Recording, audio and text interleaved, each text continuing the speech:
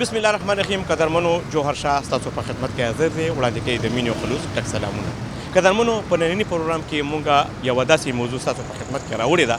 د کومې په ذریعه چې زمونږ په مختلفو چوکونو کې زمونږ د ماشومانو په ذریعه باندې یوه داسې دنده روانه ده د کومې په ذریعه چې سوالونه کیږي او د دغه سوالونو په ذریعه باندې د ضرورتمند سړي حق هم والي کیږي. تیاره خوره چې څنګه تیاره خوره شي نو په مختلفو چوکونو کې به ماشومان راخواره شي. داسې د بیکرپ مخې ته یا نور چې کوم د ګڼې ګوڼې ځایونه دي هلته کې به ماشومان راخواره شي او د تسبو په شکل کې د ماسک په شکل کې یا د ګلونو په شکل کې به مختلفو ګاډو ته ودرېږي، خلکو ته به ودرېږي او د هغې نه به سوال کوي. سوال حرام دی، ولې د دغه سوال په ذریعه باندې چې زموږ په معاشره کې کم ناسور راګډ شوی دی هغې نه تاسو خبر نه یې. د دغه ماشومانو په ذریعه باندې چې کم والدین یا کومه مافیا دغه دنده شروع کړې ده دا په وروستو وخت کې زموږ د دغه کول تباهي ده. د کم کول په ذریعه به چې زموږ د ملک لکه دغه خلک به واګي سنبالوي. نو د ماشومانو په ذریعه باندې چې کم خلک دغه دنده کوي د دې خلاف چې کمې ادارې دي، کمې ادارې چې کار کوي یا دا به چېرته بوتللی کېږي، د دې به کوم ځای کې تربیت کېږي، د ټولې خبرې به په ننني پروګرام کې موږ تاسو سره ډسکس کوو.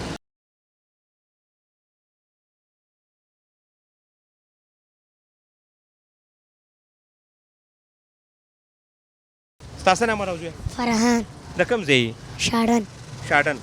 ښه دلته کې چا سره راغلی؟ ځان ځان له راغلی. تا د چا وایي چې دلته کې راشه او دلته کې پیسې غواړه؟ پلار. پلار یې څه کار کوي؟ رشقه چل. رشقه چلي. ښه زوی نو ستا خو ډېر کم عمر دی، دلته کې ته سبق ولې نه وایې؟ سبق کې داخله. ښه دا راته ووایه زویه ته د ورځې څومره روپۍ ګټې دي دې کې؟ خلک درله څومره 300 500 300 500 ته خلکو ته څه وایې؟ ماما ما اکثر خیر دی کور ته پې وړو. او نور وروڼه رشته؟ ها هغوی څه کار کوي؟ یو دا بدعمله ګرځي بل لا هم داخل. بدعمله دی؟ څه بدعمله دی؟ همداسې ګرځي. میندې مې 5 دي 3 غټې دي 2 وړې. تاسو د دې ګلالي ماشوم دغه خبرې واورېدې چې دی وایي چې زما پلار رشقه چلی، 5 خویندې دي، 2 مې نور وروڼه دي، هغه مشر ورور چې دی هغه هېڅ روزګار نه کوي او دا ماشوم چې دی دی ماښام راځي دلته کې تر 11-12 بجو پورې دغه ماسکونه خرڅوي. خو داسې څه مجبورۍ راللې چې والدینو دی په دې باندې مجبوره کړو چې دی دلته کې دی بیکرۍ ته راللو او دلته کې دی دغه ځان له 1-2 روپۍ ګټي. زما هغه خلکو ته هم دا وینا ده چې په اسمبلی په فورم باندې کینی او ځان دپاره چې هغې ته په لکونو روپو باندې دغه پیکیجونه ورکولی کېږي او هغې بیا دا وایي چې زموږ په دې باندې کار نه کېږي، زموږ مراد دې زیات کړی شي. نو دا او زموږ د دې ماشومانو د ژوند د هغې د روډۍ دې کې څومره تضاد دی، څومره فرق دی.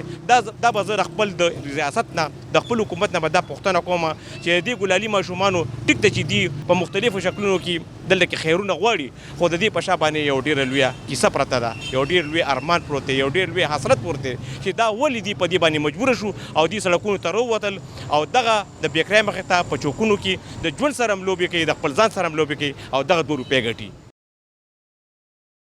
یو 2-3 داسې کسان دي چې هغه په بدن باندې مزوره دي خو ولې دی همت نه دی بیللی او دی دلته کې د دغه بیکرۍ مخې ته ولاړ دي او دغه ګلونه خرڅوي او د دغه ګلونو په ذریعه باندې بیا دی چې څه ګټه وټه کوي هغه خپل کور ته وړي. ده نه دا پوښتنه کوو چې دی دلته کې ودرېږي، دلته کې دا مزدوري څنګه روانه ده او ده ته دا خیال څنګه راغلی چې زه به دلته کې دا خپله مزدوري کوم او هغې په ذریعه باندې به زه خپله ګټه وټه اخلم. ستاسو څه نوم دی جي؟ جی زما مشتاق علي. مشتاق د کوم ځای؟ زه جی ساربان دی. ته روزانه ځې راځې؟ نه جی زه دلته یو کس ته مې سوال کړی دی، ما له بیټک را کړی دی، بیټک یو سره پاتې کېږم. ساري کې دا ګل روړم او دا خرڅوم په 50 روپۍ خرڅوم، څوک راته وګوري او زړه باندې خوږ کړي نو څوک راله 18 راکړي، څوک راله 18 راکړي او په دا کې مې بچو رزق روان دی، نه چاته سوال کوم نه چاته منت کوم. که چا خپل نه د 20 روپۍ راکړي انکار مې نه کړی، چاته مې لاس نه دی نیولی او په دا کې به شکر د خپلو بچو له رزق ګټم او د کور بیل پکې ورکړم، کاري مري او د بجلی بیل شي، ګیس بیل شي او به دا خوراک ماکیان بس یا پکې ګزاره کېږي. ځینې وخت کې هم شي، ځینې وخت کې دا ټول مال راته پاتې دی، لا مې مالک پیسې هم نه وي برابرې کړي. نو بس الله مالک دی، الله ورکولو والا دی. خو زما حکومت ته دا سوال دی چې موږ دپاره څه ناسته سوال د هغو کې کار وباسي. څه نموده وشي چې په دې سپاټ راځي؟ یاره کم از کم مالته 2 کاله برابرېږي. په دې 2 کالو کې ماته چېرته سرکار حکومت طرف نه چېرته 2 روپۍ نه ملو شوي، نه یو کس راغلی نه انټرویو غوښتې ده او نه راځي چې مثال خبره کوم څه بیان اخیستی دی چېرې تا سرکار له څه میلاو شي لا د هغې شي بعد اوسه پورې څوک نه راغلي چاته یې څه درخواست مرخواست هم کړی دی که نه جی درخواستونه مې ډېر کړي سوان د ډېر دفتر ته تللی یم خو چا زما درخواست نه دی اخیستی د ډي سي دفتر ته تللی نه چې هغې ته نه یم تللی نو بنیادي او اهم سړی چې دی هغه ډي سي دفتر دی ځکه چې د دغه دفتر په ذریعه باندې ستا درخواست مخکې تللی شي یاره جی ډي سي دفتر ته به زه یو ځل نشتل پیرې ورغلی یم خبره داسې چلته کې کم سیکورټي والا ولاړ موږ ورته نه پرېږدي وایي ته سوال لا راغلی سوال دلته نشته وایي سوال خو هسې ګناه خو ده که نه بالکل ګناه جي خلک د مجبورۍ نه راوتي دي څوک د مستۍ نه نه راوځي لا زنانه شوله لا مثال کوم بوډا سړی شو لا لږ شو که نه اوس ما سره یو ورکوټ دویمه راوستی دی ځان سره چې ستړی شم نو ما ورته یم چې اشه ډنډه ونیسه زه یو 10 منټه کښېنم ځکه زه یو په یو خپه دومره نشم ودرېدی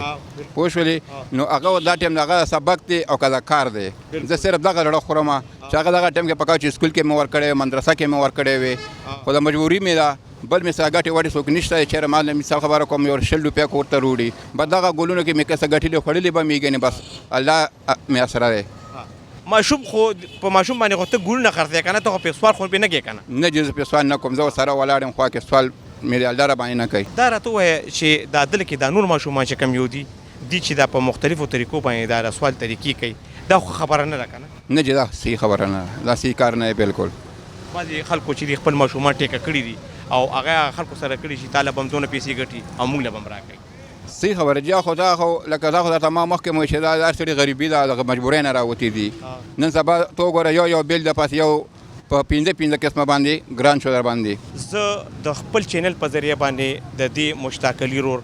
دغه خبره حکومت ته رسول غواړم چې دا د ریاست ذمہداري ده چې داسې خلکو ته به هغه روزګار هم ورکوي دغه خلکو ته به د سر پناه هم ورکوي او دغه خلکو ته به د ګټې وټې د ډوډۍ دا ټول انتظام به هغه ته ورکوي دا سړی چې دی دا خیر والا نه دی د خپله یو روزګار دلته کې روان کړی دی په ماته ګوډه باندې او دغه پیسې د خپل ځان هم ګټي او د ګلونو والا نه چې کومې پیسې راوړي هغه خپل ځان هم کړي او هغه هم پکې خپله برخه ورکړي نو دا اوس د ریاست ذمہداري ده چې دې کس له روزګار ورکړي یا دله داسې څه قرضه یا داسې یو روزګار شروع کړي چې دې په خپل ځان له د بچو دپاره څه رزق ګټلی شي دلته کې ما سره یو بل کس هم دی د هغه نه هم پوښتنه کوو چې دی دلته کې د کوم وخت نه دا روزګار کوي او د دې په ذریعه باندې دی د کوم ځای نه راغلی دی ستا څه نامه ده سلیم د کوم ځای دا لورۍ مشراباد دا راته وایه ستا په دې خپه باندې چې دا مزدور دا څه شی شوی دی دا ستنې سره خراب شوی یو لاس او یو خپه مې یو خپه دې بیا مزدور شوي دا په څه شي په ستنه باندې ستنه کې خراب شوی معدې ته به واکې ستنې والی واده دې کړی دی او چې څو بجې دي شپږ مال د خدای مال د خدای ښه هغه ماشومان دې څه کوي هغوی سکولونه وایي سکولونه وایي او ته دا مزدوري کې دا ټوله ورځ کې که نه صرف دلته کې د ماښام مازدیګر 7 بجې راځو جي نو دې باندې دومره لکه ګټه وټه کېږي چې ته پې خپل کور ساتلی شي خپل ځان پې ساتلی شکر دې ګزاره کېږي الله پاک له 100 روپۍ ورکوي دا یو ځوان هم دی چې شپږ بچي دي او دې د سوال په ځای باندې نه دی دغه مزدوري کوي د دغه بیکرۍ مخې ته ولاړ دی او چاته لاس نه نیسي نو دا هم د ریاست یو ذمہداري ده چې دله به روزګار ورکوي دله به نوکري ورکوي د ده به خیال ساتي دله به داسې یو سکیم شروع کوي چې دې پې خپل ځان لپاره ماشومان لپاره یو 2 پیسې وګټي دلته کې نور هم داسې ماشومان دي چې هغه د دغه بیکرۍ مخې ته ولاړ دي او هغه دغه روزانه راځي او دغه شکل کې دا شیزونه کوي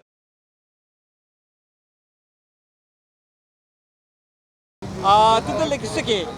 دا ماشوم خاصه دا خرڅې د چا سره راغلی دلته لوازم یوازې نو ته به کور ته بیا څنګه ځې بابا دې څه کار کوي بیمار دی انت پلار دا ماشوم خاصه بیا راځه کو او سکول نه وي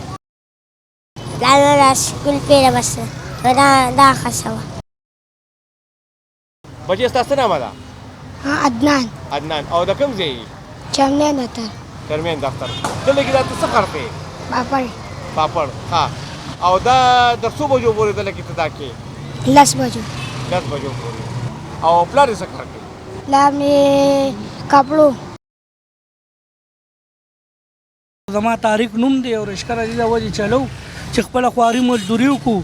زمونږ دا بچي سکول وایي که نه موږ په خپله شپه ورځ په ځان یو کړې ده چې یو ښه محنت وکړو پوه شوې او بار خو تاسو ګورئ دا ماشومان ګورئ په سړکونو پراته د شپې 2 بجې هم شي 1 بجه هم شي خدای نخواسته دا ګاډي ونه وخي یې سکونه تښتوي لکه نن سبا حالات هم ډېر خراب دی او دا ماشومان چې د کور نه راوتي دي دا مور او پلار یې ښه بېغمه پراتي لکه د دې لپاره یې روغ کړي چې یاره ماله به زر 800 روپۍ راوړي او دا سوچ نه کوي چې د مستقبل خرابېږي تباه کېږي دا کم طرف ته روان دی اخره کې دا بیا جي کله یو خوا منډې وخي کله بل خوا او د مور او پلار ډېره ذمهواري ده چې په خپل اولاد خیال وساتي د هغه نه تپوس وکړي چې بچیه ته دا شپه تا چرته وکړه چرته نه وي دا دونه پیسې تا چرته نه راوړې او لکه دا شی زموږ په معاشره کې نشته بس صرف یې کور نه رابار کړي دي بس ورته یې ګرځه بس پیسې راوړه او لکه دا ډېر یو ناجیزه کار دی ګوره کار ته کېنوه کسب ته والا ابه دې سبا نور په کار راشي او لکه دا خو نه چې تا روغ کې د ګاډي تودرېږي ماما یو 100 روپۍ راکړه یو 10 روپۍ راکړه بیا اکثر له مونږ ګورو په روډونو دي او لکه دا خو د مور او پلار دې کې زه مور او پلار قصوروار ګڼم د هېچا قصورواري به کې نشته لکه ګوره دا خو بچي دي ته به خپل بچي چې تو د کېږي هم په کار دی چې ته خپل بچي پهله کور ته راولي چې خپل بچي ځان سره محفوظ کړي او لکه دا ډېره لاپروایي ده د دې خلکو چې خپل بچي پرې غوښتي دي خیرونه غواړي او لکه دا نه دی په کار هر مور او پلار ته دا په کار دی چې خپل بچي باندې ښه تعلیم وکړي سبق پې ووایي او څه کار ته یې کښېنئ یاره جي دا خو د دې والدینو کمزوري ده او دا عمر چې د دوی دی نه د خیر غوښتو دی نه د ماس خرڅولو دی نه د بل څه دی دې وخت کې د دوی لپاره علم پکار دی تعلیم پکار دی د الله د دین د الله د لارې نه خبرونکي پکار دي موږ دا په غلطه لار روان کړي دي د دوی ذهن موږ د اوس نه جوړ کړی دی چې ته به اخر چې ته غټ شي ته به سوال کې د الله نه ما سوا د الله د ذات نه بل چا نه سوال حرام دی د الله او د الله نبی وایي چې د قیامت په ورځ د ده په مخ باندې به د نور جلوې نه دې والدینو ته زه دا خواست کوم دا درخواست کوم په دې خپلو بچو تعلیمونه وکړي کو نه یوې ادارې ته حواله کوي چې هغوی پې خپل سبقونه ووخي او د دوی زندگی یا یو هنر ته داسې هنر ته کښېنوئ چې د دوی زندگی راتلونکی مستقبل ښایسته شي ټیک د غربت پر اغستی زم یو غریب سړی یم زه یو رشکه چلوم زما هم وروستو 4-5 بچي دي د سیلوریانې مې دي چې زه د هغوی خدمانه کوم ما په دې سپینه ږیره باندې ځان سختۍ ته نیولی تکلیف ته مې نیولی زه د خپلو بچو دپاره بچي خلک د خپل ځان دپاره غواړي د دې دپاره یې نه غواړي چې زه بیا په یو چوک کې ناستي ګلونه خرڅوي د خیر په شکل باندې په بل چوک کې ناستي جي هغوی ماسکونه خرڅوي غونځاخي خرڅوي ورسره والدین هم په پلیټفارم باندې ناستي او پیغلې لوریانې ښایسته د ګل په شانتې لوریانې چې زموږ په زړه درد وکړي باقي دا ماشومان چې دي دا ګلونه دي د ګل مثالې دی او ګل چې مړاوی شي هغه خراب شي د دې ګل خزمانه موږ دپاره پکار ده هم د حکومتي سطح باندې او هم د والدینو په سطح باندې کو والدینو په سطح باندې نه په حکومت زموږ نن سبا ډېر غریب دی ډېر بې انتهایي غریب شوی دی نو په دې زموږ په دې قوم کې زموږ په دې پاکستان په دې داسې عوامو کې داسې خلک شته دی چې په دې خلکو تعلیمونه کولی شي سبقونه ویلی شي او د دې زندگی راتلونکي مستقبل ښایسته کولی شي دې والدینو ته زه دا میسیج رسوم چې د شپې ماشومان مه پرېږدئ حالات ډېر زیات خراب دي څوک به یې وتښتئ او دې ماشومانو د اکسیډنټ خطرې هم دي لکه مطلب د رشکه ګاډي ماډي تېرېږي په دې لاره باندې هغه یې ونه وایي یې څوک ونه تښتئ حالات ډېر زیات خراب دي نو والدینو له دی پکار دي چې د 9 بجو نه بعد یې نه پرېږدي داسې خیرونه غواړي چې لکه یتیمانان یې څوک یې نه وي او یا خو داسې یي چې پلار یې و چې یاره زه دیړي کومه په یو تنخوا ګزاره نه کېږي په یو کار نو دغې وجې نه بیا ټوله شپه هغوی څوک تسبیح خرڅوي څوک مسواکونه څوک دا ماسکونه خرڅوي دی له پکاره چې تعلیم وکړي آینده مستقبل به یې ښه شي جي دغه خبره ده دغه ماشومان د شپې 2 بجې هم ګورو پوه شوې 3 بجې هم ګورو ماشومانو ګلونه اغوستي پوه شوې ولاړي او د خلکو ته سم یو کسب جوړ کړی دی پوه شوې اوس پرونه په هسپتال سره موږ وکتل یو ماشوم له چا د بوتل کې سچولي او خوله هم داسې بار راوتله ما په خپله به د رشکه کې وړی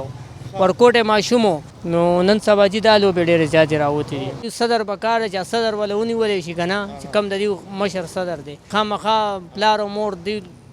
خلکو سره میلاوي که نه میلاو نه بغیر خو دا یو کار هم نه کېږي که نه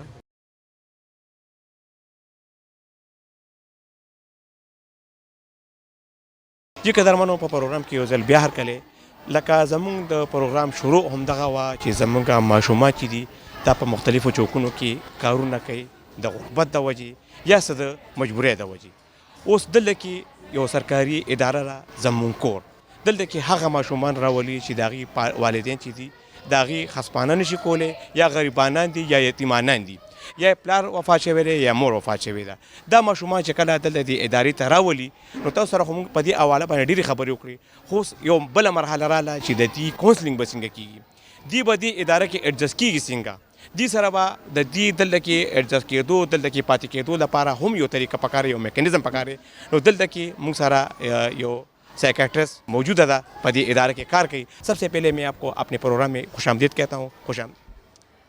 بہت شکریہ. السلام علیکم. میرا نام عروسہ شراز ہے. میں سائیکالوجسٹ ہوں زمنکور میں. پچھلے 5 سالوں سے یہاں پہ سروسز کر رہی ہوں. جہاں تک آپ کا سوال ہے بچوں کے حوالے سے، تو جو بچے یہاں پہ آتے ہیں اوبویسلی ڈسٹرکٹ ایڈمنسٹریشن چائلڈ پروٹیکشن کمیشن ان کے اینٹی بیگری آپریشن کے بعد ہمارے پاس بچے آتے ہیں. اور یہاں پہ ہم نے ایک ٹرانزیٹری شیلٹر کے نام سے ایک الگ سے بلاک مختص کیا ہے ان بچوں کے لیے. وہاں پہ ان بچوں کو رکھا جاتا ہے. اس سارے ٹائم پیریڈ کے لیے رکھا جاتا ہے جب تک کورٹ کی ہیئرنگ اور یہ سارے پروسیجرز کمپلیٹ نہیں ہو جاتے. اس دوران سائڈ بائی سائڈ ایسا ہوتا ہے کہ بچے 15 سے 20 دن سائیکالوجسٹ کے زیر نگرانی گزارتے ہیں. سر اس کے ساتھ ساتھ ہم ان کو ریفر کر دیتے ہیں بلڈ ٹیسٹ کے لیے، کیونکہ بہت سے بچے ایسے ہوتے ہیں جن میں اگر کوئی انہوں نے نشہ کیا ہو، سڑک پہ تھے، چونکہ بیگری میں تھے، بہت ساری چیزیں ہوتی ہیں. ان کو ہم باقی بچوں کے ساتھ مکس اس لیے بھی نہیں کرتے کہ بعض اوقات ان کو کوئی ایسی ڈیزیزز ہوتی ہیں، کوئی بیماریاں ہوتی ہیں جو باقی بچوں کے ساتھ ان کانٹیکٹ آنے کے بعد یہ چانسز ہوتے ہیں کہ دوسرے بچے بھی سفر کرنے شروع ہو جائیں. تو اسی پورے ٹائم پیریڈ میں ہم اس بچوں کو ٹرانزیٹری شیلٹر میں ہی رکھتے ہیں. اب سائیکالوجسٹ کیا کرتے ہیں، جیسے بچے آتے ہیں تو سب سے پہلے ان کی کیس ہسٹری لیتے ہیں. ان کی پرسنل سائیکولوجیکل فائل ہوتی ہے جو مینٹین کی جاتی ہے. ڈفرینٹ قسم کے سائیکولوجیکل اسیسمنٹ ٹیسٹ ان پہ اپلائی کیے جاتے ہیں جن سے یہ آئیڈینٹیفائی کیا جاتا ہے کہ بچہ کن ٹراماز کے ساتھ آیا ہوا ہے. اب جو ہم ان سے کیس ہسٹری لیتے ہیں اس میں ان کی فیملی ہسٹری ہوتی ہے، ان کی پوری جو لائف کی ہسٹری ہے، فرینڈشپ کی ہے، اسکول کی ہسٹری ہے، میڈیکل ہسٹری ہے، تمام تر ہسٹریز اس کے اندر موجود ہوتی ہیں. پھر ہمیں رہنمائی مل جاتی ہے ٹیسٹ سے بھی. پھر ہمیں ان کے وربل جو اسٹیٹمنٹس ہیں وہ بھی ہمارے پاس آ جاتے ہیں. ہم بچے کی ولنگنیس بھی معلوم کر لیتے ہیں کہ آیا وہ پڑھنا چاہتا ہے، وہ یہاں رہنا چاہتا ہے، وہ زندگی میں کن ٹراماز سے گزرا ہے. اور پھر ساتھ ساتھ جو ہے کاؤنسلنگ سیشنز چلتے رہتے ہیں. اگر کوئی ایسا کیس ہوتا ہے جو بہت سویئر ہوتا ہے، جو ہمیں ایسا لگتا ہے چونکہ بینگ اے سائیکالوجسٹ ہم ان کو میڈیسنز یا انجیکشنز کوئی چیز نہیں دے سکتے، تو ہم ان کو سائیکیٹرسٹ کو ریفر کرتے ہیں. سائیکیٹرسٹ جو ہیں وہ پراپر ان کو میڈیکیشن کے اوپر ڈالتے ہیں، میڈیسنز کے تھرو علاج ہوتا ہے، اور سائڈ بائی سائڈ ہم لوگ ان کی کاؤنسلنگ کرتے ہیں. اور جس طرح یہ بحالی مراکز میں جو بچوں کی علاج ہوتی ہے ادھر تو وہ مکمل طور پر ایک بحالی مرکز ہوتا ہے، ادھر بھی آپ لوگوں نے ایک کوئی سپریٹ اس طرح یونٹ بنایا ہے؟ سر ہمارا پراپر ایک سائیکالوجی ونگ کے نام سے ہے جہاں پہ 1-on-1 سیشن کا روم ہے ہمارا الگ سے. اس کے علاوہ ہمارا ایک گروپ کاؤنسلنگ کا الگ سے روم ہے. تو یہ جو بچے آتے ہیں اگر یہ 20 نمبر ہوتے ہیں، 25 ان نمبر ہوتے ہیں، 15 بچے ہوتے ہیں، تو ہم ان کو گروپ کاؤنسلنگ کے اندر بیسکس سکھاتے ہیں، مورل ویلیوز سکھاتے ہیں. ایک مطلب ایک بچہ ایسا جس کو آپ نے اسٹریٹ سے پک کیا ہے، اس نے ایک ادارے کے اندر کیسے چلنا ہے، کیسے رہنا ہے، کیسے بیہیو کرنا ہے، باقی لوگوں کے ساتھ اس کا رویہ کیسا ہوگا، یہ سب کچھ ہم اس کو گروپ کاؤنسلنگ روم میں سکھاتے ہیں. اس کے ساتھ ساتھ جو 1-on-1 سیشن روم ہوتا ہے وہ الگ سے ایک کاؤنسلنگ روم ہوتا ہے جہاں پہ ہم ان کی کیس ہسٹریز اور یہ جو باقی میں نے آپ کو فائلنگ کا طریقہ بتایا ہے یہ وہاں پہ ہوتا ہے. سر نشے میں مبتلا ہوتا ہے تو اس کی ریکوری جو اکثر اوقات ڈاکٹر یہ کہتے ہیں کہ اس کی دوبارہ بھی وہ رجحان ادھر ہوتا ہے، تو اس کے لیے آپ کوئی ایکٹیویٹی اس طرح رکھتے ہیں کہ وہ دوبارہ اس کی طرف نہ آئے؟ تو وہاں پہ ہم ان کی گروپ کاؤنسلنگ کرتے ہیں. اس کے علاوہ جو 1-on-1 سیشن روم ہوتا ہے ہمارا، اس کے اندر ہم اس کی پراپر ہسٹری لیتے ہیں. ہسٹری لینے کے بعد اب جہاں تک آپ نے کہا کہ بچہ دوبارہ سے اس چیز میں نہ پڑے، تو اس کا بہترین حل ہوتا ہے اس کی ایکٹیویٹیز کو بڑھا دینا، اس کو مصروف رکھنا. جتنا زیادہ ایک بچہ مصروف ہوگا اتنا زیادہ اس کو وہ کریونگ نہیں ہوگی، اس کو وہ خیال نہیں آئیں گے دوبارہ سے، وہ اس کو آبسیشنز نہیں آئیں گی کہ مجھے جو ہے وہ دوبارہ نشے کی ضرورت پڑ رہی ہے. یا اس بات کی ہے کہ جب آپ یہاں سے 18 سال سے زیادہ رکھ نہیں سکتے تو وہ بچہ جو ہے وہ 18 سال سے زیادہ ہو گیا اور وہ نشے بھی کرتا ہے، آپ نے اس کی وہ نشے کی عادت بھی ختم کر دی، بحال بھی کر دیا، لیکن خدا نخواستہ وہ مارکیٹ میں چلا گیا، کوئی کام کسب شروع کر دیا، تو وہ پھر آپ وہ دوبارہ اس طرف جا سکتا ہے. تو آپ اس کے ساتھ وہ انٹریکٹ رکھتے ہیں؟ دیکھیں اگر بچے کو ہم نے اسکل دے دی، بچے کو ایجوکیشن دے دیا، ایجوکیشن ایک بندے کو اویئر کرتا ہے کہ رائٹ پاتھ کون سا ہے اور رانگ کون سا ہے. بچہ پہلے کے بارے میں follow up का सर अभी तक हमारा कोई ऐसा केस है नहीं जो 18 साल से पास आउट होके जा चुका हो. अभी तक हमारा ऐसा कोई केस नहीं है. लेकिन इनसाइड जम्मू कोर हम लोगों के पास मार्शल आर्ट की क्लासेस हैं. इस तरह के बच्चे हम उनको वहाँ पे फ़िज़िकल एक्टिविटीज़ में इंगेज करते हैं. स्पोर्ट्स के प्रॉपर टीचर्स हैं, स्पोर्ट्स वाले टीचर्स के साथ उनको इंगेज करते हैं. आर्ट स्टूडियो है सर, ऐसे बच्चों को हम लोग पेंटिंग, कलर्स और इस तरह की चीज़ें सजेस्ट करते हैं, वो उसके साथ मसरूफ़ होते हैं. बाकायदा ICT की क्लासेस होती हैं यहाँ पे, कंप्यूटर की, और जो 5-6 और ट्रेड्स हैं हमारी, जिसमें इलेक्ट्रिशियन का एक हमारा ट्रेड है, टेलरिंग का ट्रेड है, और इसके अलावा जो है वो कारपेंट्री का है. तो बच्चों को हम उसमें उसकी मसरूफियत को बढ़ा देते हैं ताकि उसको ख्याल ना आए और उसको ज़रूरत महसूस ना हो. زمون کور کې یو ماشوم دی چې د ناصر نوم دی، د چارسدي اوسېدونکی دی او د مور دلته کې داخل کړی دی د کفالت د وجې، د غریبۍ د وجې، د نادارۍ د وجې. د ده نه دا پوښتنه کوو چې دی دلته کې راوسته، د دلته کې څه کیفیت و او بیا دلته کې د څونه موده تېره شوله، د دلته کې څه زده کړه، په کم کلاس کې دی، دا ټولې خبرې د ده نه اوس تپوس کوو. بچې خپل نوم وښایه او کلاس وښایه. زما نوم دی ناصر او زه په 5م کلاس کې سبق وایم. ښه، دلته کې چا راوستلې؟ دلته کې زه مور راوستم. ښه، دا د غریبۍ د وجې؟ نه، دا مې مور دغه خپل پلار مې وفات شي، بس مور مې لکه مجبوره شي، دې مې واده وکړ، موږ دلته راوستو. بل ورور دې هم شته که یوازې؟ دلته مې بل ورور هم دی. دوه وروڼه یې؟ او او نور وروڼه دې شته دي چې هلته؟ مشر ورور مې دی یو کور کې دی. او دلته کې خوشحاله یې؟ او بچې ستاسو نوم دی؟ تیمور جی. او د کوم ځای نه راغلی؟ زه د انګوله. ښه، چا راوستی یو دلته کې؟ دلته مور راوسته وم. ښه، پلار دې شته دی؟ مزدوره. معذوره دی. ښه، نور وروڼه خویندې؟ نو 5 وروران یو خور دی. یو خور هم ده. نور ماشومان نور وروڼه دې څه کوي؟ یو کلي کې وس ګرځي، نشې کې، او بل اور کې هوټل کې. ښه، او دلته کې ته سبق هم هنر هم زده کوې که نه صرف سبق وې؟ زه کراټو ته سبق یم. ښه، کراټې هم کې؟ ښه ښه، پهلوان به جوړېږي. ستا څه نامه ده بچیه؟ عثمانه. او د پلار دې څه نامه ده؟ نعمت. او د کوم ځای؟ پنجاب. د پنجاب یې؟ پنجاب نه دلته کې څنګه راغلی؟ مور پلار ورته ورک شوی او ما هغې نه غلط شوي دي. چېرته واده ماده له راغلی وې که څنګه؟ واده ته راغلی وم او هغې نه کور رانه غلط شو. ها، او د پلار د ټلیفون نمبر خو ورته معلوم نه دی؟ احمد الله اکبر پوري دلته نیکه راوستی یم. پلار مې نشته، مور مې شته. زما 5 وروڼه دي او یو خور مې ده. ما نه والد مشر زه یم. نه کور کې چې د غټ شي نه هغه بیا دلته راولي. نیکه مې کار نه کوي، هغه کار یې نشته دی لا. دلته اوس 3م کې ما دلته 3 کاله وشو. اوس دا زموږ خپل کور دی. محمد د چارسدي 5 وروڼه یو او یو مې خور ده. دلته مور پلار دې شته دی؟ هغه څه کار کوي؟ هغه د ترې دفتره چینچي سي خلکه چې پې ملاقات څنګه کوي؟ سي بس یا راپسې مشر ورور راشي که نه، او یا راپسې مشر هغه د پټرولو پمپ کار کوي. جی قدرمنو، اوس موږ تاسو سره د یو داسې ماشومې تعارف کوو چې دا دلته زموږ کور ته کله راوستلې وه، نو د دې عمر صرف 6 میاشتې و. په دغه 6 میاشتو کې دا ټول لکه دا اوس تقریبا تاسو دا کتی شي انیسا چې د دې نوم هم دلته کې په دې زموږ کور کې کېښودلی شو، او د دې نوم اوس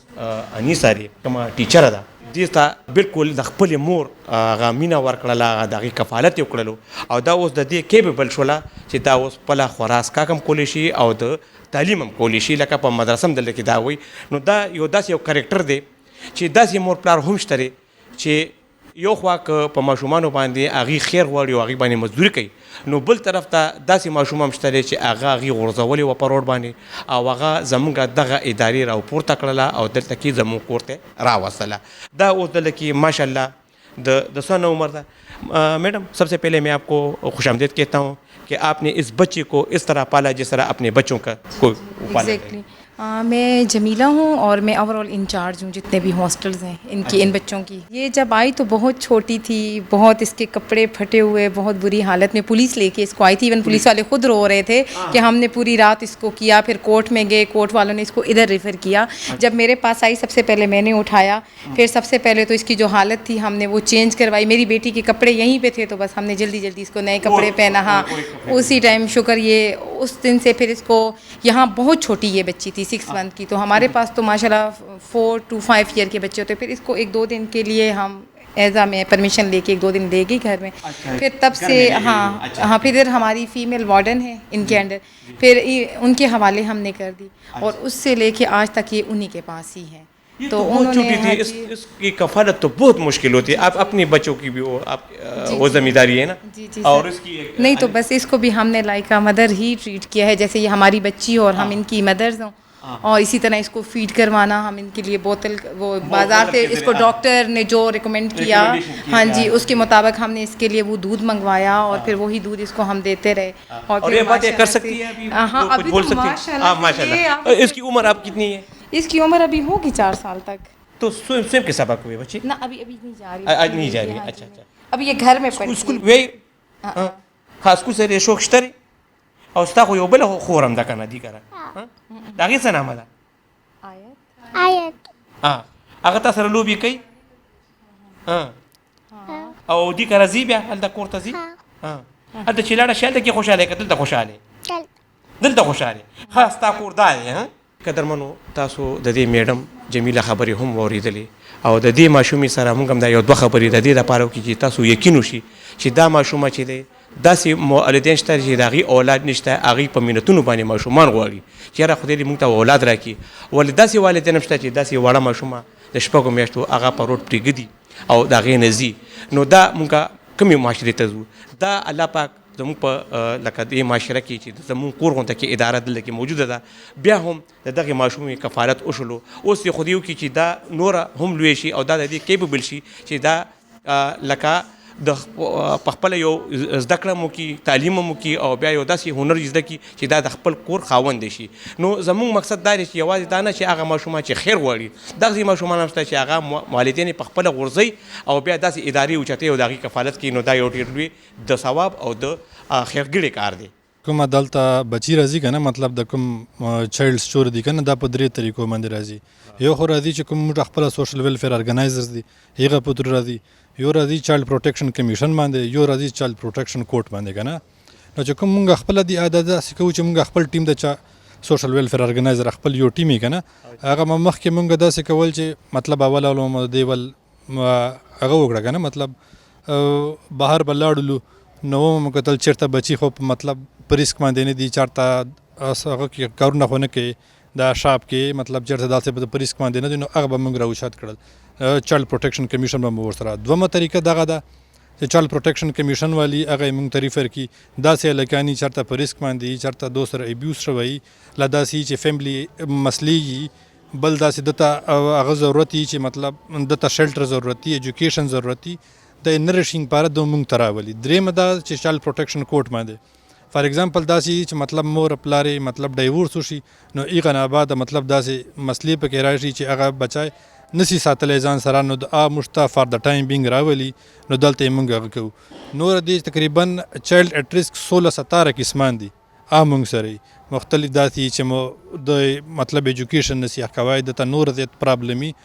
شیلټر ورته مسله وي, هیلث ورته مسلې وي, هغې مطلب ابیوز ورته سوایي, نور ډېرې زیاتې مسلې ورته موږ ته راځي, دلته یې موږ هغه کوو. دې طریقه ول پراپر دی چې مطلب موږ ته راشي دا بچی, نو هغه نه بعد موږ ډول اولنی چې کوم موږ دلته داخل کړو که نه, نو دی موږ سایکالوجي وینګ ته ولېږو.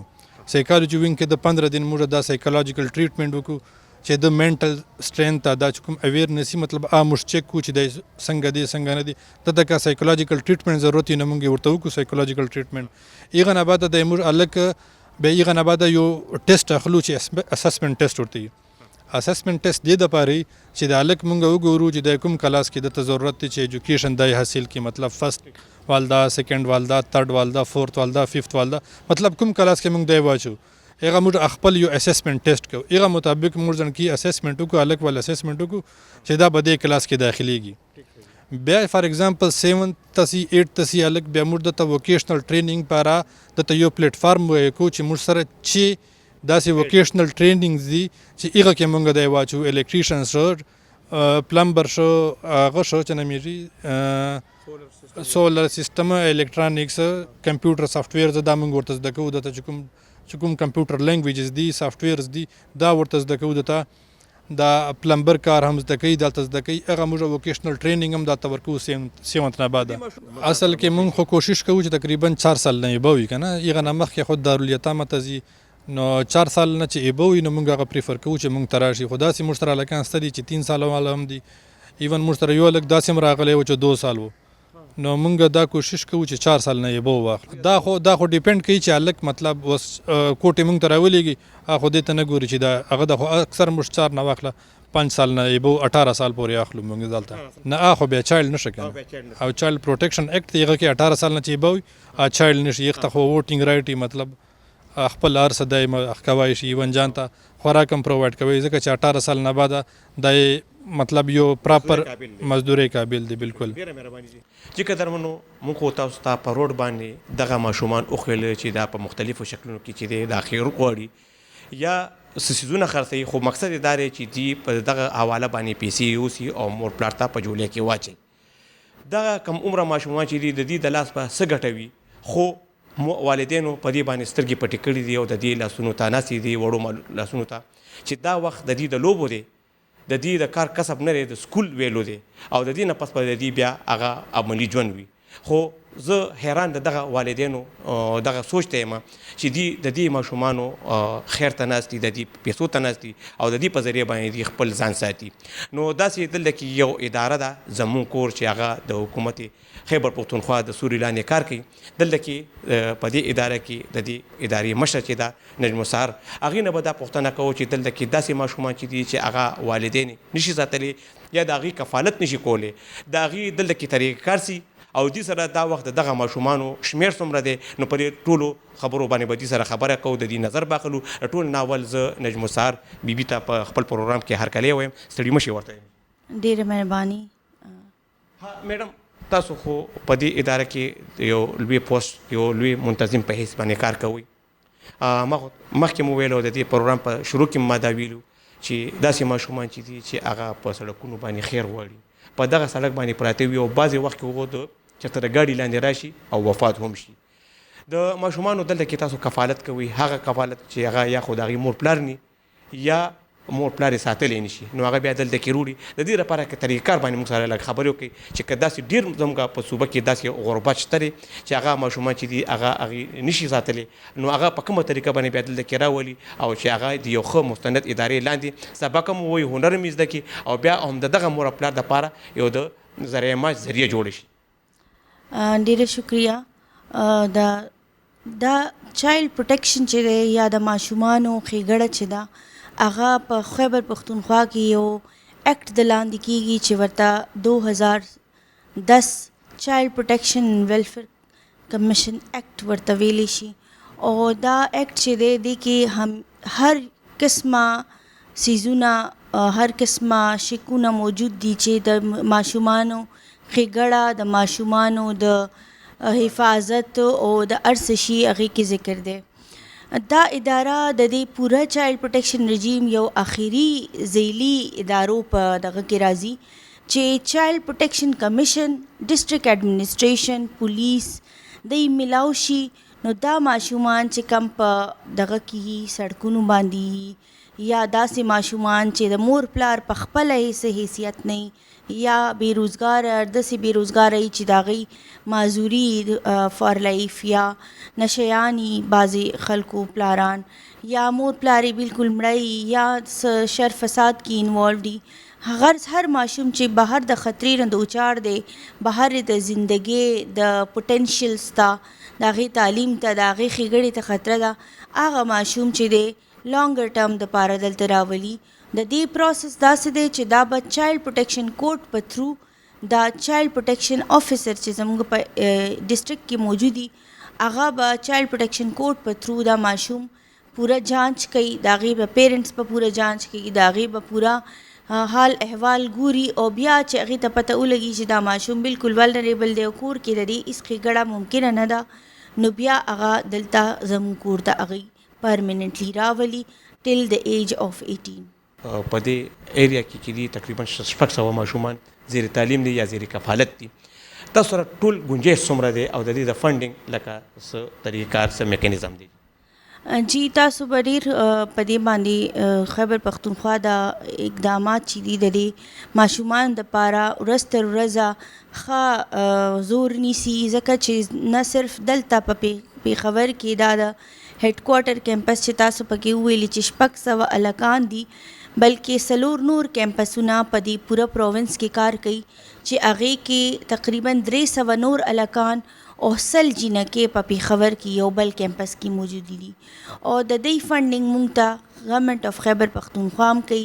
بعضې ډونیشنز کې زموږ کائنډ کې راځي ادارې دي انټرنیشنل او نیشنل ډونرز هم راځي د هغې مختلف سهولیات دی ماشومان ته پرووایډ کول غواړي نو مونږ همیشه هغې ته هرکلی وایو. تقریبا 4 نور دغه دي دا ټول ستاسو انډر لاندې لکه دي دا هیډ افیس غونډه کې دي او جی دا یو امبریلا سټرکچر جوړ شوی دی. اول دا اداره قائمه شوه په 2016 کې او بیا چې دا ادارې د رجحانات ته او د دې مخکې د دې فایده مندي ته وکتې شول نو بیا 2022 کې تقریبا دا ادارې شروع شوې نورې او یو پروجیکټ د انډر کار کوي او حکومت اوس اعلان کړی زموږ وزیر اعلیٰ صاحب دا اعلان کړی دی چې دا ادارې هم او جنکو دپاره نورې ادارې هم هر ډیویژن لیول باندې به انشاءالله قایمیږي. لکه د ماشومانو جنکو دپاره کوم ځای کې اداره ده هغه هم ستاسو انډر لاندې ده او که ده نو هغه کوم ځای کې د هغې لپاره طریقه کار څه شی دی؟ طریقه کار څنګه چې ما تاسو ته وویلې قانوني طور باندې عمده یو طریقه کار دی چې پورا صوبه کې استعمالیږي. مختلفو ضلعو کې سپیشلی ډیویژنل هیډ کوارټرز کې چایلډ پروټیکشن آفیسر خامخا کار کوي چې چایلډ پروټیکشن کمیشن لاندې او هغوی دا ټول کیسز ټیک اپ کوي او زموږ ادارو ته ماشومان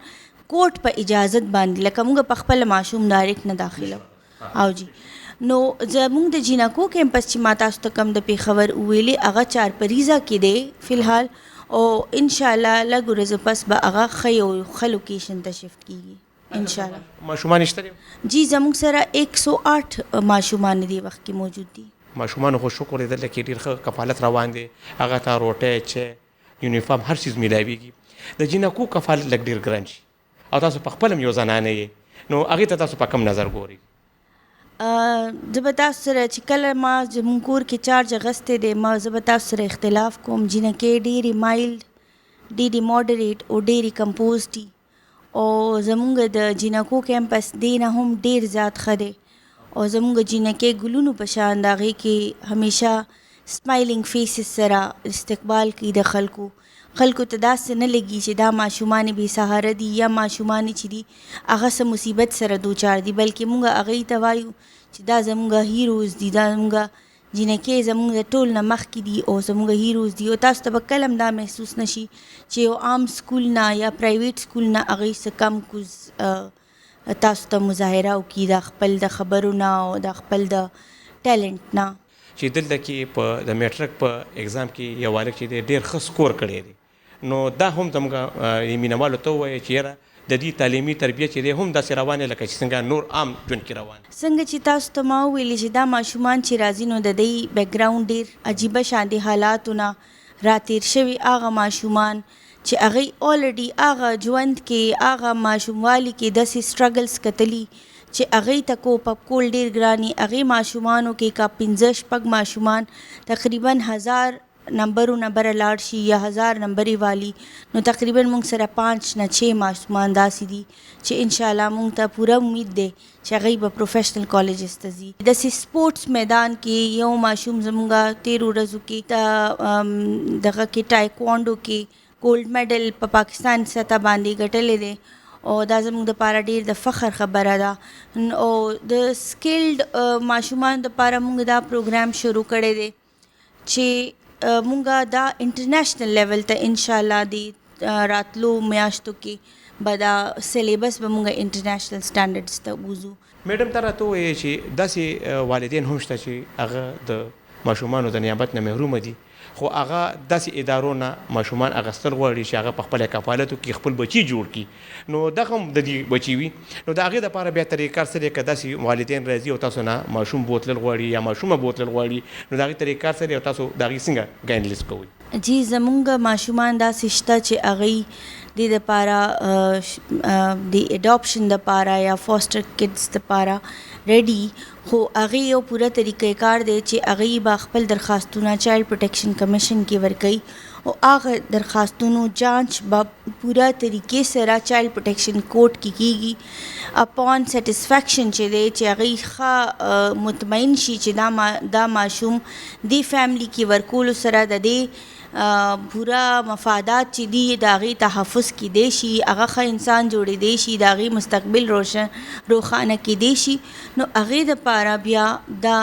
کوټ چې دی هغې له اول انټرم کسټډي ورکي او انټرم کسټډي نه پس د هغې ریپورټس اخیستې کیږي، شورټي بانډز لیکلی کیږي، د هغې یو پوره طریقې کار په چایلډ پروټیکشن کمیشن سره موجود دی او چایلډ پروټیکشن آفیسر سره موجود دی او هغې نه پس چې دی هغه فیملی ته هغه ماشوم هینډ اوور کیږي چایلډ پروټیکشن کورټ په ذریعه. نو هغه همیشه دپاره کسټډي او هغه ماشوم بیا داسې اډاپټ شي. دغه ماشومانو دپاره مونږ څه کول پکار په حیثیت د معاشرې د یو عام فرد، یو باشعوره فرد، هغه د معاشرې دغه یتیم ماشومانو دپاره، بې سهاره ماشومانو دپاره یا که والدین شته او خیر پرې غواړي د هغې دپاره تاسو څه میسج ورکول غواړئ؟ دا ټول ماشومان که په سکولونو کې دي، که په سړکونو دي، که په کورونو کې دي، دا زموږ مستقبل دی او دا زموږ د ټولو د هر یو کس که ښځه ده که سړی دی د دې یو سوشل ریسپانسبلټي ده چې هغې یو ارد گرد نظر ساتي. د دې د ماشومانو پروټیکشن د حکومت صرف ذمہواری نه ده بلکې د هر چا ذمہواری ده. تاسو به د دې خیرات د دې د هر دغه سوال دا به ډسکریج کوئ، دې ته به دې نه به تپوس کوئ چې دې ولې سوال غواړي، دې ولې داسې کوي، بجای د دې چې تاسو هغې نه ځان خلاصوئ، هغې له 10 روپۍ ورکوئ، هغې سره لږ ټایم سپینډ کړئ، هغې ته دا آګاهي ورکولو کوشش وکړئ. که یو ماشوم هم تاسو پوه کړئ نو دې ته دا به ستاسو ډېره غټه خدمت په دې معاشره کې. ښکلې خبرې وکړلې. یقینا زموږ مینوالو، زموږ اورېدونکو، زموږ کتونکو به د دې نه ډېر سبق اخیستلی وي. داسې والدین چې هغې د ماشومانو د دغه نه نعمت نه محرومه وي نو هغه دلته کې ادارې ته راتلی شي، خو د چایلډ پروټیکشن ایجنسۍ یا دغه ادارې په ترو باندې، د کورټ په ترو باندې هغې دلته کې درخواست ورکولی شي او هغه هم دغه ماشوم بوتللی شي. مقصد زموږ دا دی چې دغه ماشومانو ته یو شلټر میلو شي، یو داسې سهاره دې ورته میلو شي چې هغه دغه ماشوم چې دی دغه واخلي او د هغه خصمانه وکړي او هغه بیا د معاشرې یو کارآمد فرد جوړ شي. نو داسې نورې خبرې هم تاسو سره کوو چې د ماشومانو د دغه مشقت نه خلاف وي او هغه د دغې نه موږ اوچتولی شو او صحیح ماشوم ترې نه جوړولی شو.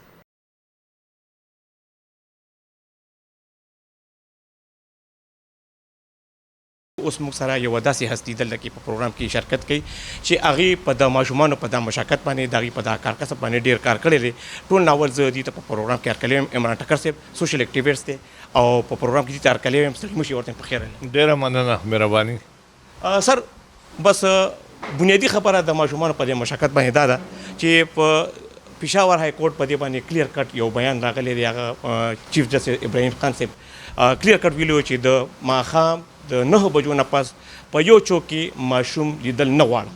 د ضلعي انتظامیې ته هم ویلي دي او چې په چایلډ پروټیکشن باندې کومې ادارې کار کوي هغې ته هم ویلي دي. د هغې نه باوجود که تاسو وګورئ د ماښام نه پس په مختلفو چوکونو کې په سلګونو ماشومان په مختلفو شکلونو کې خیرونه غواړي او دغه دنده چې ده هغه په عروج ده. ډېره مننه. بنیادي طور باندې که تاسو وګورئ نو د ټولو نه اولنۍ خبره خو دا ده چې د پاکستان په آیین کې که تاسو وګورئ نو د 15 کالو نه والا د 14 کالو پورې هر یو ماشوم چې دی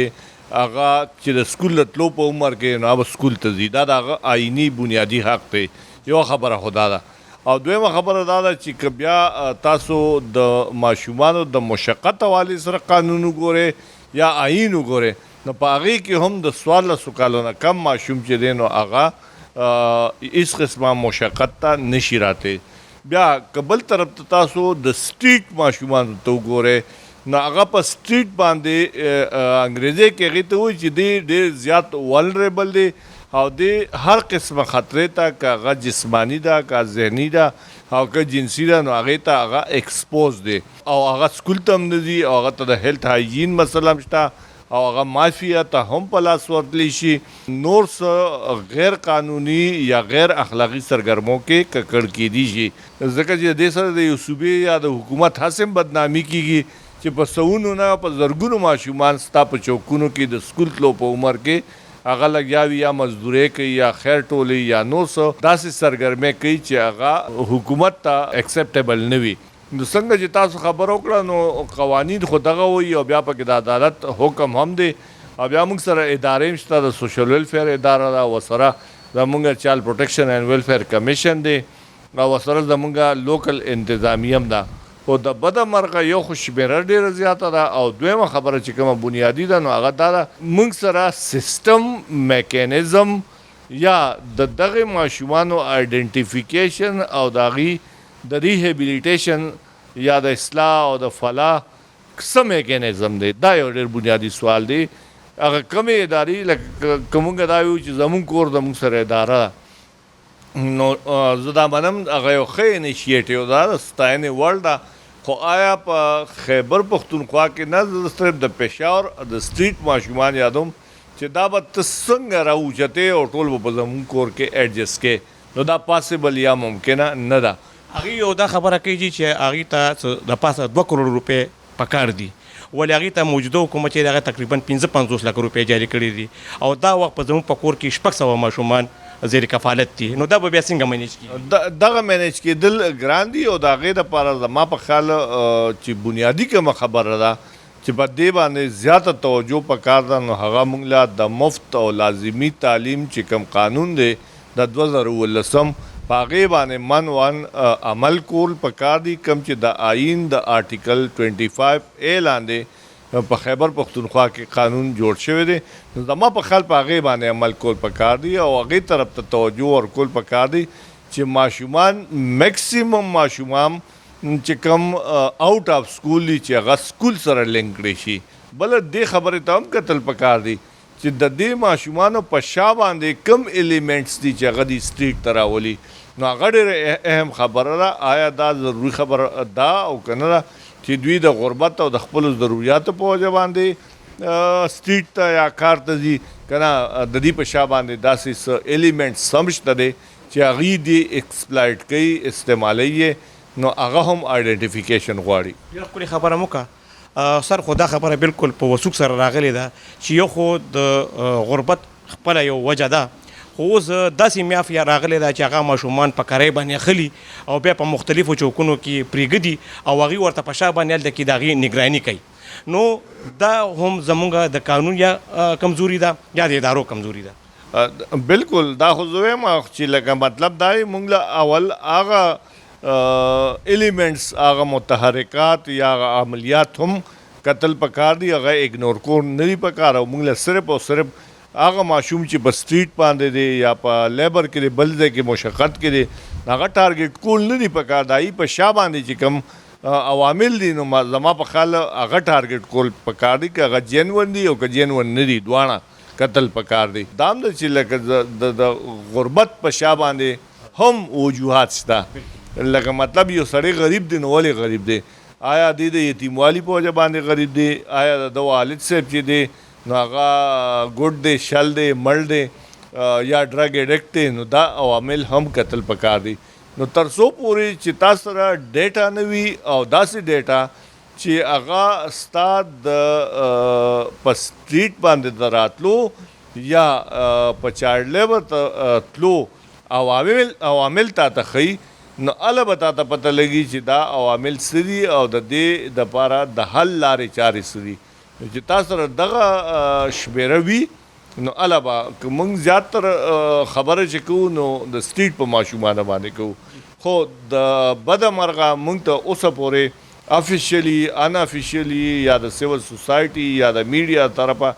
داسې شمېره موږ سره نشته چې صرف په پېښور سټي کې دننه موږ سره څومره ماشومان دي او په کوم عمر کې دي، څه کارونه کوي او د کومو وجوهاتو په بنا باندې کېږي، په هغې کې هلکان څونه دي، هغې کې جینکۍ څومره دي. تر څو پورې چې تا سره دغه شمېره نه وي نو ته د هغې دپاره نه پالیسي جوړولی شي، نه ته د هغې دپاره فنډینګ کولی شي او نه ته د هغې دپاره بل څه داسې ایکشن اخیستی شي چې هغه به د مسلې حل روباسي. او دغه طریقې سره خو زه بالکل ایګری نه یم چې مطلب دا چې یو اعلان به څوک وشي اډر به جاري شي او اپریشن به وشي او سوزکي و موټرې به راشي او ماشومان به رانیسي او هغه به سوزکو موټرو ته خیږي نو هغه حل نه دی هغه به نن ته وکړي سبا به وکړي بله ورځ به ټوکړي دا یو لانګ ټرم ایشو ده او دا د دې لپاره لانګ ټرم پالیسیز او سټریټیجیز جوړول پکار دي او خصوصا د ماشومانو د پروټیکشن حوالې سره یا د هغوی د رایټس د پروموشن دپاره د ټول نه بنیادي چې کومه خبره ده نو هغه پکار دی چې تا سره وسایل وي او بیا مالی وسایل خصوصا ټرانزټ شیلټر په هغې کې چې هغه ته نیډ بیسډ سروسز ورکړی شي او د هغه فیملی ټریسنګ وشي او دغه ماشومان بیا هغه د خپل فیملی سره لینک کړی شي او بیا د هغې فالو اپ وشي نو دغسې شی چې دی نو زموږ په سیسټم کې د هغې فقدان دی کمی دی خصوصا د هغې ماشومانو چې کوم مسنګ دي او آن د سټریټ په دې کې یو ټول نه غټه ذمهواري چې د هغه د والدینو ده پکار ده چې هغه ماشومان چې کوم هغه سټریټ ته راوړي د کفالت لپاره یا د پیسو لپاره په دغه سټریټ کې پرېږدي او بیا هغې په جرمونو کې ککړېږي نو د دې مخنیوی ډېر ضروري دی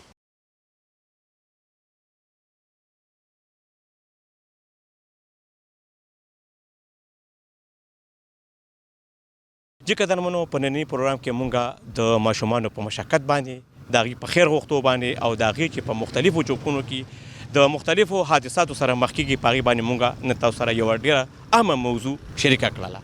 په دې کې د کمې ادارې کم کردارو هغه مونږ تاسو ته وښیلو ولې دې کې چې کم مرکزي کردار چې دی هغه د چایلډ پروټیکشن ادارې دی کم چې دغه کم مخې ته چې مونږه ولاړ یو د دې ادارې کار دا دی چې دغه ماشومان به دي راوچتئ او دی به دغه محفوظ پناهګانو ته یا زموږ کور ته رسئ خو ولې مونږ چې په ټول پروګرام کې کم ریسرچ کم تحقیق وکړلو نو د دې ادارې چې دی کارکردګي هغه د نش برابر ده که هر اداره د خپل وس مطابق خپل کار په ایماندارۍ سره ترسره کړي نو زه یم چې زما د صوبې زما د دې خطې یو ماشوم به هم د کفالت نه محرومه پاتې نشي همدغه زموږ د پروګرام مقصد او مدعا وه بل پروګرام کې به د یوې نوې موضوع سره ستاسو په خدمت کې حاضرېږو اوس تر هغه دمه د الله په امان وختونه په خیر